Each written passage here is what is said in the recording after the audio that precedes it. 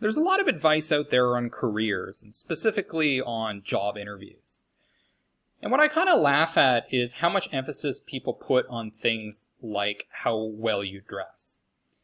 Because it's one of those things where people want to feel like there's an easy way to get hired or to be successful. And it's like, if you just dress for success, that's all you need to do. That's the secret sauce. And if only life were that easy and there were some quick wins like that. And to some extent, it's true. Yeah, how you dress is important. You want to look professional. But in reality, it doesn't matter that much, especially not in certain markets like the United States. What's more important is what your experience is and whether you're a great fit for the position and whether you're actually able to get along with the people you're interviewing with. So I find it a bit cheesy. But when we're talking about personal brands that you really want to become popular, to become viral, to become remembered easily, fashion starts to matter a lot. And this is particularly true when you're going to be on YouTube, you're going to be on LinkedIn video ads, you're going to be on Instagram, you're going to be on these more broadcasted type channels rather than just one-on-one interviews. Fashion's going to matter. And it's something that people downplay when they're developing personal brands. Somebody who gets this is the CEO of ClickUp. And you can see him here sitting in a chair. You'll notice the chair has some color in it. But you'll notice his shirt has a lot of color in it. And you see this all the time when ClickUp does advertisements with the CEO. He's always wearing this flashy, out-of-this-world, iconic shirt. And you see the same rainbow-like color in their logo over here. You see the same rainbow color in the user interface. So he's developed a personal brand that's pegged to the ClickUp brand. And you know what? It's memorable. Fashion is one of the easiest ways that you can make yourself memorable as long as you kind of consistently apply a similar scheme to what you wear and you have a strong identity. Now, if you're just a generic person in a suit and tie or a t-shirt, that's pretty forgettable. You're just like everybody else. But add in something flashy like this, a peculiar mustache, some glasses that glow in the dark, something bizarre like that, it works. It develops your personal brand.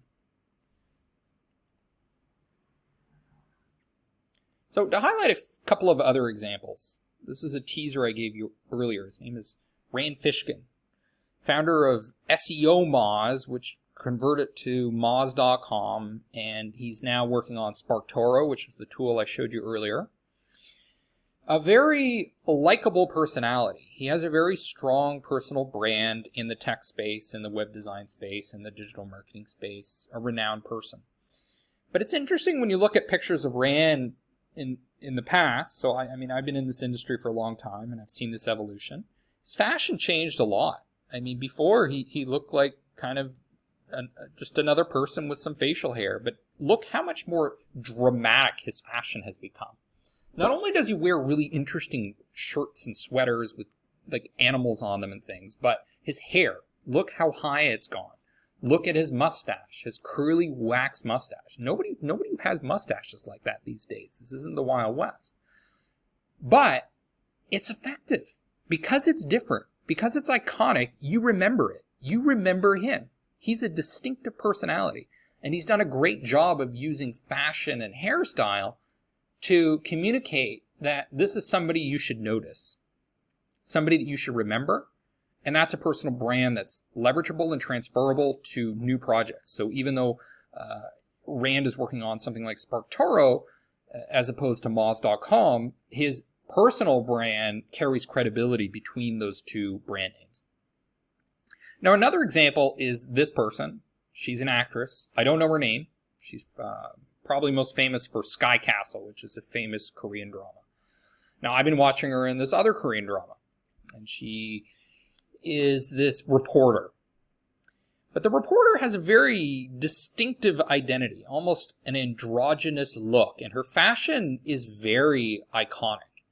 You notice this yellow suit that she's wearing. She has short hair. She has elongated earrings.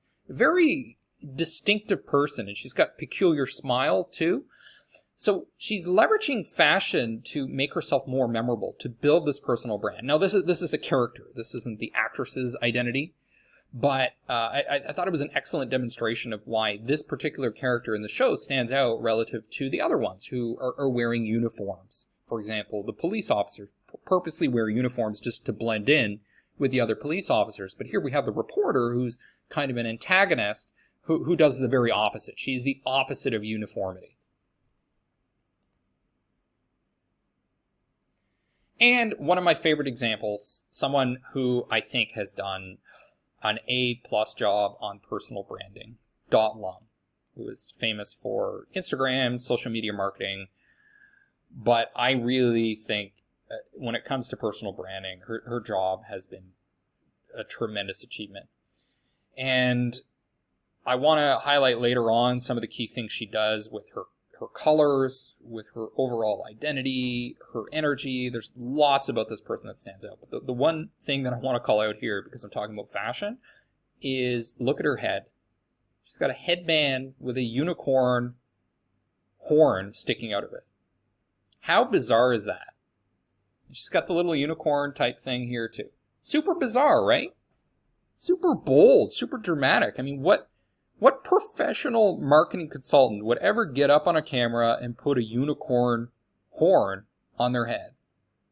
You got to be pretty confident. You got to be pretty quirky. And you know what? She's doing a great job of it, because I'm not going to forget that. She's very memorable. And there are a million marketing consultants that have solicited me and others that are just completely forgettable. But not this one.